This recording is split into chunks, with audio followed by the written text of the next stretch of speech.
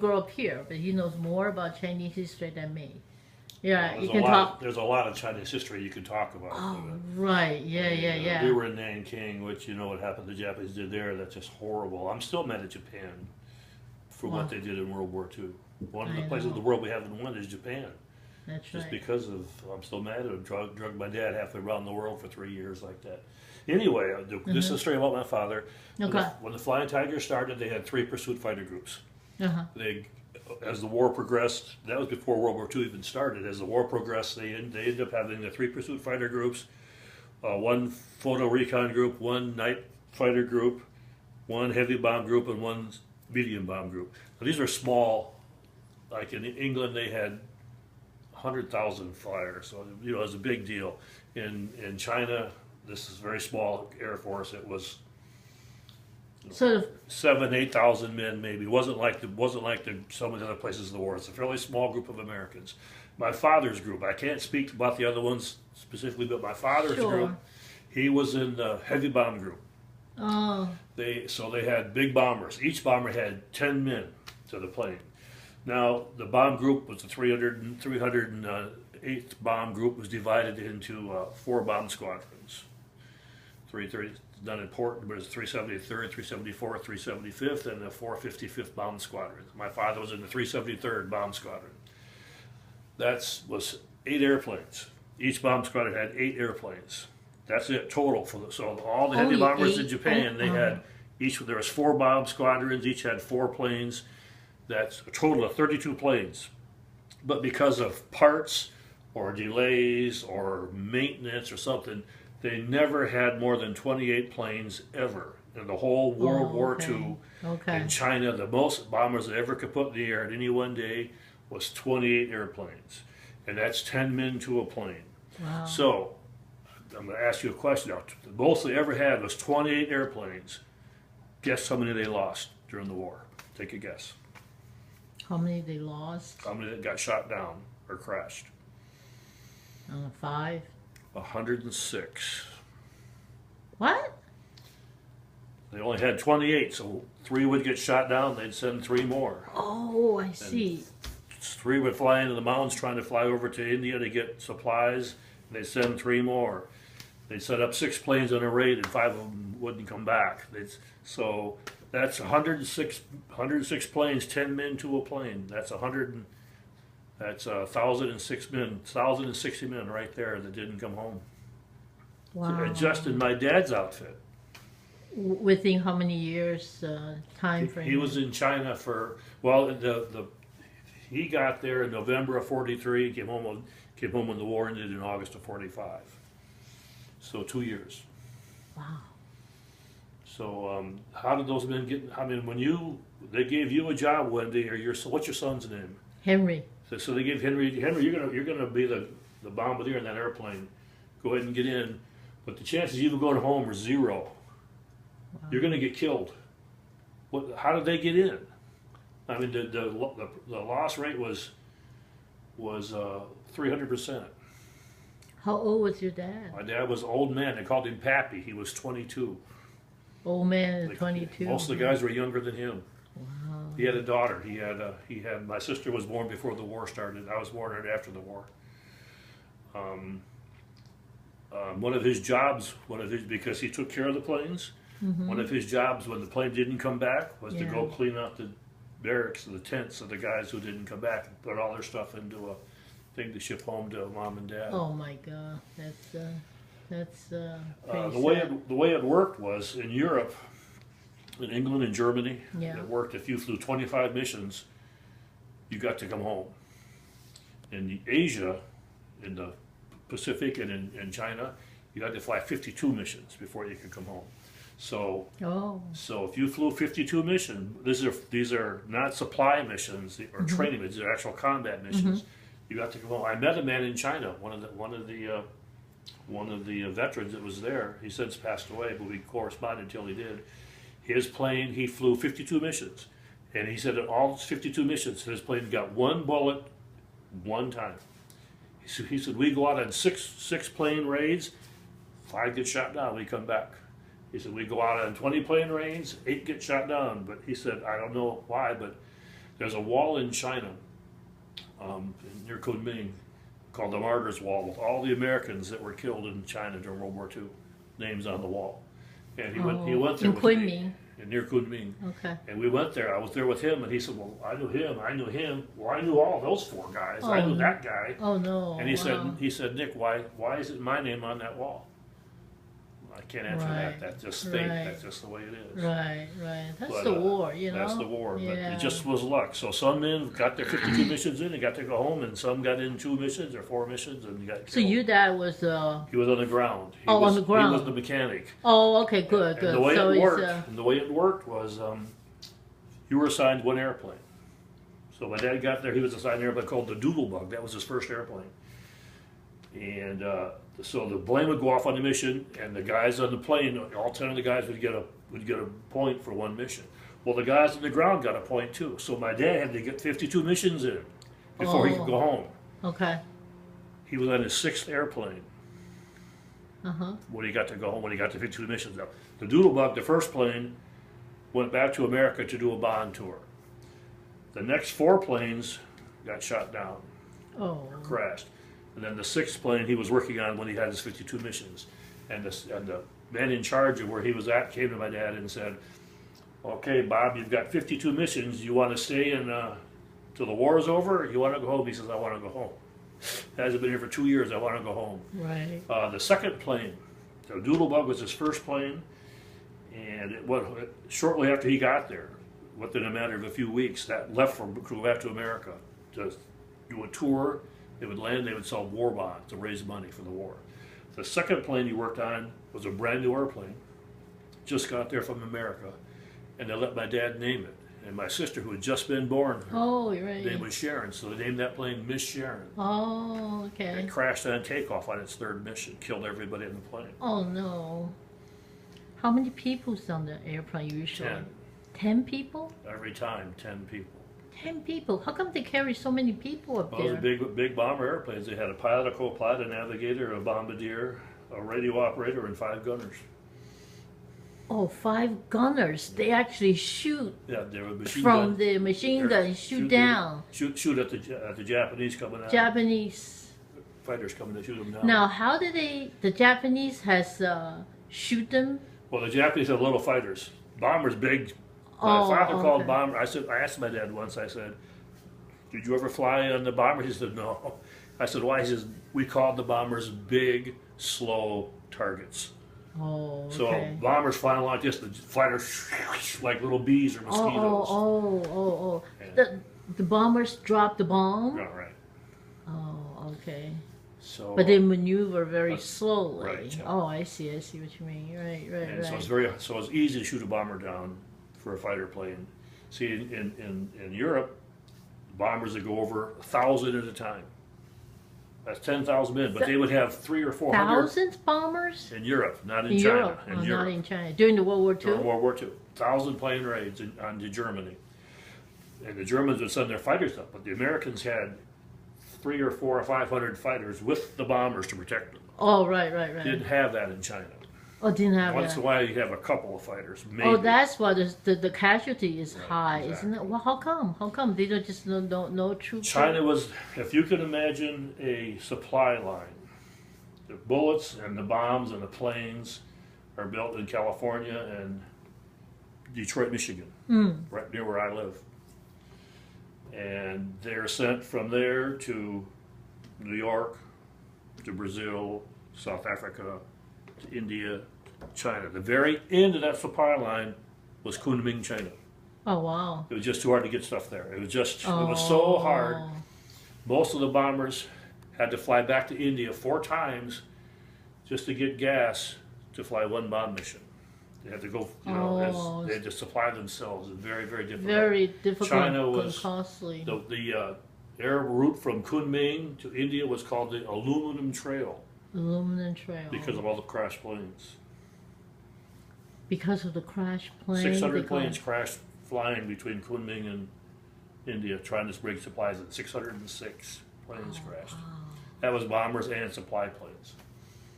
So what kind of supply that Flying Tigers bring us from? Gasoline, bombs are number 1 and 2, and spare parts and equipment. That General Chennault had a rule because it was so expensive to fly back to India to get supplies.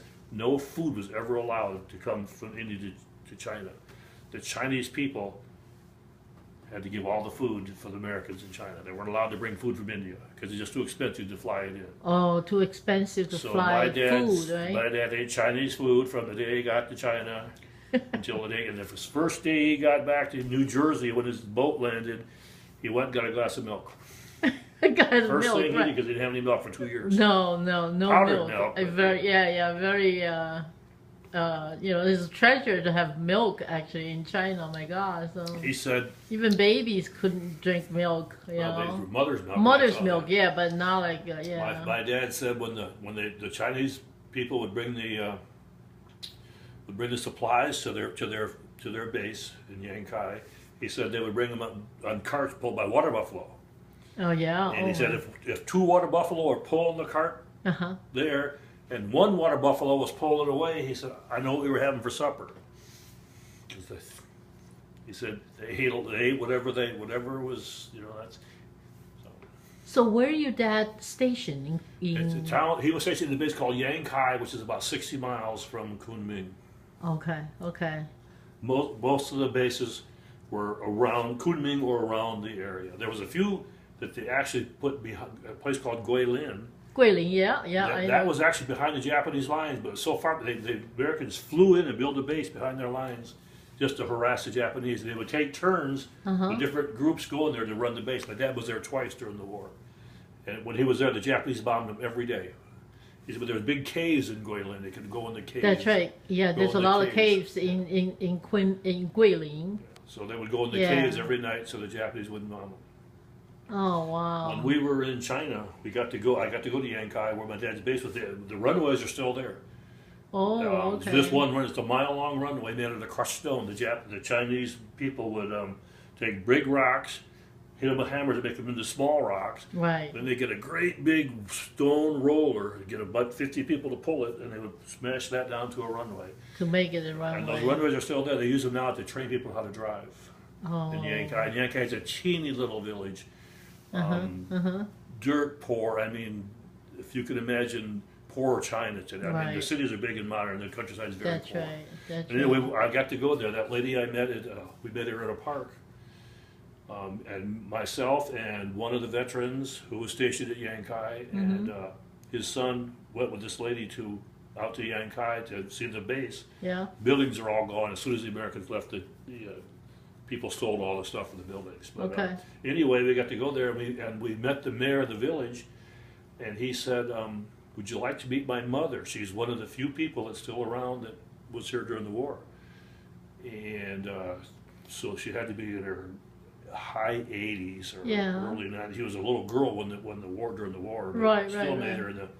Still made her at least 80 in high 80s. And he said, I'll go get her. She's at work. Oh. She's 85 years old. She's at work. And so she came, he went and got her, and little lady about this tall, had bound feet, so her feet were about this big. In the old days, they used to bind their feet. Right. Completely stone blind, couldn't see a thing. Oh. But friendly and nice lady. Yeah. And she said, she would tell us about, she said the Americans were always friendly. They always said ding hao. They put ding hao. Ding hao, yes. Ding hao. She said one day we got up and they were gone. One day we got up in the morning and they were gone there. They just left. Probably that's when the war 1945, ended, right? Wars ended. They got airplanes and went home. Okay. Now, have your dad encountered some conflict at that point between Kuomintang and the communists? Did you remember? Did he ever talk about that? He just fight the Japanese. That's all. Is there a communist? The communists. Mao was quite a ways away. Where the Americans were was mostly in Chiang Kai-shek controlled part of China. Yes. And Mao was more to the north. Yes. And when the war was over, Chiang Kai-shek was still in heavy control, and General Chennault stayed in China. I mean, he stayed in China after 45? Got fired right before the war ended. He got fired. He was General Chennault had a big mouth. He got fired by who? By President Roosevelt. Oh. No, actually, Roosevelt was dead. He got fired by Truman. Truman. But he got fired by the chief of the army. Right. Because why? Well, because he didn't like his bosses, so he would use his wife to call, or his friend, he wasn't married yet, Anna Chenault. She would call Chiang Kai-shek's wife, who was a good friend of President Roosevelt. So when you're in the army, you call your boss. So he calls his boss, and there's a chain of command. Right. Chenault didn't knew that. He went around and they didn't like that. They made him mad. So he got fired right before the war ended. But as soon as the war ended, he came back to help Chiang Kai-shek. He came back and helped fight the communists. And what, using airplane or no, he tried. He wasn't actual combat, but Chiang Kai-shek tried to set up a government after the war.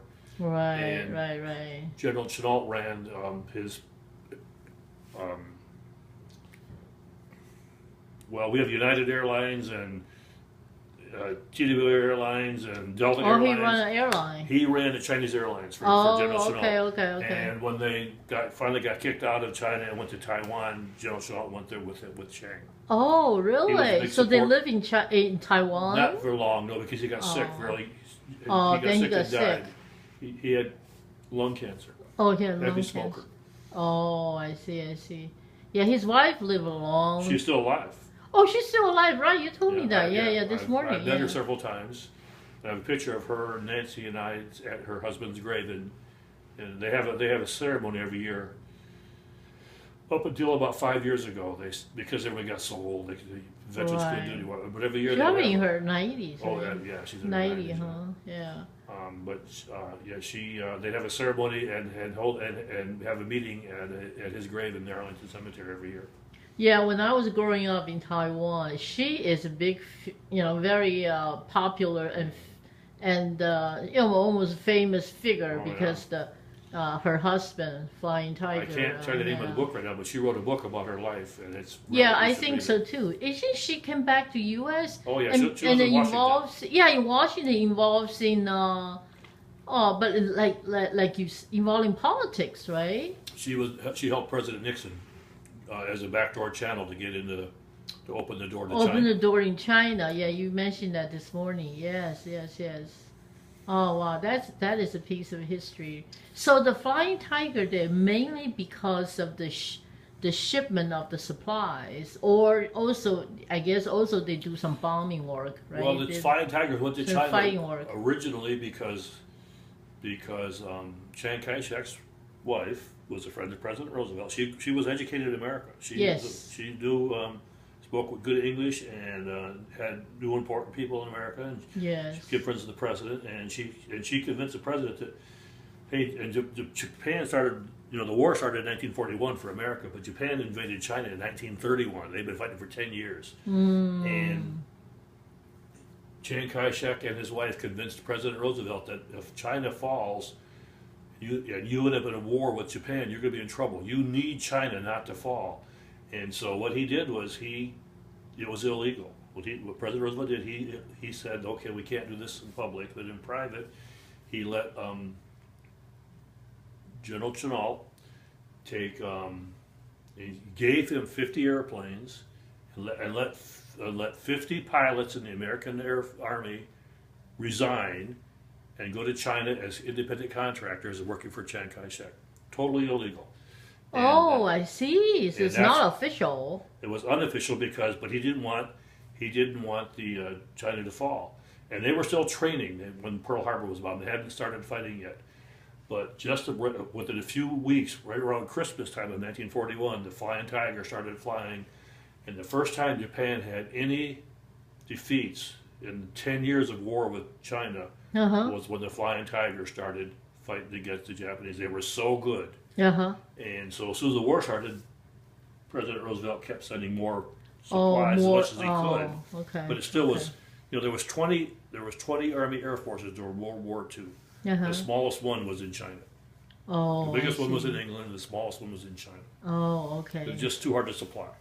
Right. And at the end of General Chenault believed that he could win the war by bombing Japan. It might have been true, but they could never get the supplies to him. They finally quit trying late in the war, and they just bombed Japan from the islands out in the Pacific. Is easier to supply them than it was to flying over the Himalayas. Oh, right. It was easier to get the supplies by boat out to the That's right. islands. Wow. My dad was there 2 years, and he was actually in India. He got his 52nd mission, came up in July of 1945, and he got to go back to India. And he was there for July 4th in 1945. I got a receipt at home. He had a dinner at a restaurant in Calcutta, India. But he was waiting for a ride home, and there was a lot of people trying to go home then, and he couldn't get a ride right away. Had to wait. And so they had working airplanes in India, and when the atom bomb was dropped in August, so he was in India about, I think, 5 or 6 weeks. As soon as the atom bomb was dropped, everybody went, that's it, we're all going home. And so instead of getting an airplane ride home, he got on a ship. He got home in November of 1945. How old was your dad at that point? Well, let's see, he was born in 1919, and so he was 29, 39, 49. He was 25 years old. 25 years old. Then he went away, and he went away in 1942 and trained for a year. Went to China in 43, so he was gone from 42 to 45. So your dad was just ordinary people, just enlisted, like volunteer in the army at that point, right? He actually was drafted. He volunteered Drafted, for the draft. He volunteered for the draft. He could have. He worked for the phone company, and he could have. Phone company back then, if there was considered an important job, and you could stay home and not go to the army. But he said, if you want me to go, I'll go, and they drafted him immediately. Oh, wow. And, so they have a choice. Yeah, well, some people did, some people didn't. A lot of people just got drafted. But a lot of people joined, too. A lot of people joined back then. It was an important war. But Right. You and I, your son Henry, can't imagine what it was like. We can't even sit here and talk about it. What do you mean you can't imagine? They stopped making cars for 4 years. You couldn't buy a new car. You couldn't go buy a tire for your car. You couldn't go buy a pair of shoes. There was none for sale. For 4 years, you couldn't buy a pair of shoes. You mean during those time in the U.S.? During the war? In the U.S., yeah. You wanted to buy sugar? You could buy 8 cups every 2 months. What is it, sugar? Sugar and flour. Oh, it's a shortage. Went into the army. Okay. Women were wearing nylon stockings before the war. You couldn't buy nylon. You couldn't buy, oh, wow. You know what the women used to do? Yeah. They used to draw a line down the back of their legs to make it look like a C. Pretend? Yeah. Pretend stocking, yeah. Oh, wow. Yeah, we can't imagine. I can't imagine, We can't imagine living like that. Your dad must talk a lot, so you know a lot about the war. He didn't talk about it until the very last few. He was sick for the last 2 years of his life. He died in 2007, and I actually stopped working to help take care of him, and he talked just at the end of his life about it. Oh, Then I went to China and learned a lot when I went over to China. So you didn't go with your dad? No, he was still alive the first time I went, but he was way too. No, it was too hard. Right. How did you get so interested in that period? I've always liked history. You always liked history, huh? American history, I like it better. Yeah. Henry loves I like history. colonial history best, so I like Boston. That's why I've been here. Oh yeah, Henry likes that too. Civil Wars and I like before the Civil War. The Civil War, Revolutionary War, the colonial period, the war up to War of 1812. That's my favorite time. Oh, but Bunker Hill is a big deal. I like that. That's cool. Okay. Then you must love around here. That's right. A lot of history. Yeah. You should find your time to go to Plymouth. Oh, I've been to Plymouth several times. Yeah. Oh, you've been several times, right? Plymouth's really cool, yeah. Yeah, I love that city. Yeah. Take you back in times, But yeah. Oh, thank you so much for sharing this. I just my father, like I told you, he's in the war. And I'll tell you another story. Okay. When my friend Angela, that we were at a park, the whole group, 80 of us. And we were in the newspaper. The front page of whatever newspaper, whatever town we were in, we were in China. You mean in China? In China, we were on the 6 o'clock news every night. Really? Wherever we went, there was cameras and people following us, want autographs of all the veterans. Anyways, we were at this park. Where? Kunming? Near Kunming, yeah. Near Kunming, okay. Yeah. And Angela came up to talk to us, and she said, "Well, my father worked with the Flying Tigers, and I want to meet you guys." Yeah. And we got to talking to her, and one of the veterans who was stationed at Yankai was talking to her, and that's where my father was. So I had been talking to him. So I met him and knew that he had been stationed there. And so one of us said to her, "Well, we sure would like to go to Yankai." And so she said, "I'll take you."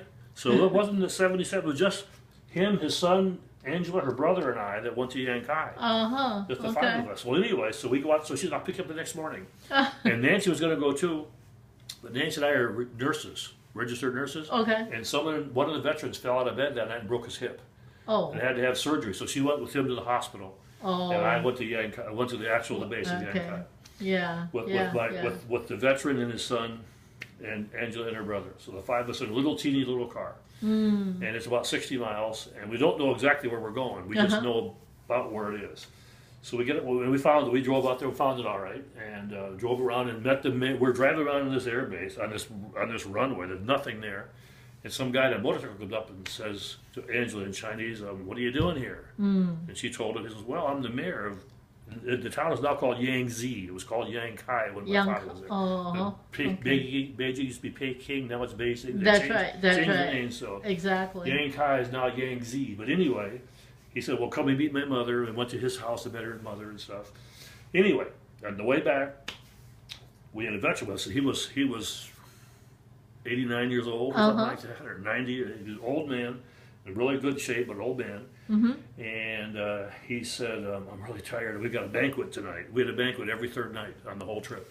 We were there for 21 days. Okay. He said, "I got to get back." So we told Angela, who spoke good English, that they called the veteran uncle. I said, "Uncle is tired. We got to get back." Well, that in her brain said, "Oh, we got to. He wants to. Let's rush back to the hotel in Kuomintang." So her brother jumps in the car. We're speeding on the highway. We drove through a speed trap, Chinese speed trap, police speed trap. And the police pulled him over and arrested her brother. They came to the car and physically took him out of the car and marched him away. Wow. And we're sitting in the car with... You're speeding? For speeding, yeah. Okay. He was driving real fast because he wanted to get our veteran back to his hotel. Sure. And so we're sitting in the car, and Angela said, "I don't want to drive in China. I don't know what, and that's right. So what are we going to do?" And I said, "Angela, you go talk to him." She said, "No, you go talk to him." Right, you're probably more effective. Flying Tiger. So I get out of the car, and I've got a blue Flying Tiger T-shirt on. Okay. I've got a Flying Tiger cap on. Yeah. And I've got a thing around my neck with a card on it that says I'm a VIP here on a special tour of Flying Tigers. Right. So I get out of the car. And there's policemen standing along there, and they're standing at attention. And they got their uniforms. They've got perfect seams, and they got their gloves on, and they're real proper and stiff and formal. And Asian people, as you know, do not like to eye contact right away. And so as I walked past them, I would look at them. They would never look back. I could feel them looking at me. And I had to walk past 7 of them. Yeah. Get up to this small van where they've got Angela's brother and 2 other people pulled over for something, and in this van there's a side window with a shelf for like a desk, and inside is the commander of the police. Yeah. And I'm thinking as I'm walking up there, what am I going to say to this guy? I have no idea what to say. Yeah. And I'm walking by these policemen. They're all this tall because they're so short in China. So I get up to this desk, and he's in here. And so I bend down like this, and my thing swung forward. So I just showed it to him. Yeah. And he took it and he read it. Yeah. Oh. He read my VIP card. Yeah. And let go. He took Angela's brother's wallet with his license and gave it to him. Shook my hand. Saluted me. And went like this. Oh wow. And he got let her brother go. Wow. He should have went to jail, but he said he got to go because of my VIP card. Your VIP Flying Tiger. And that's the way we were treated in China. Right. Yeah. There's gratitude, during the war. We know, all of us, that, how important, the Flying Tiger helping to us to fight the Japanese. Yeah. Yeah. Oh, that was a touching story. Be sure to give your son our email. Okay. All right. His name is Henry. Tell him Henry. Tell him that. You tell him I'm expecting an email from him. Okay. And if he emails me, I will I'll get his address and I'll send him some pictures. Okay, all right, awesome. Thank you, Ned. And I'll Thank send, you I'll so send him much. my phone number, and if he wants to call or talk about anything, Okay. I enjoy talking about it. Okay, great, great. It was nice talking to you. Bye, Henry. All right.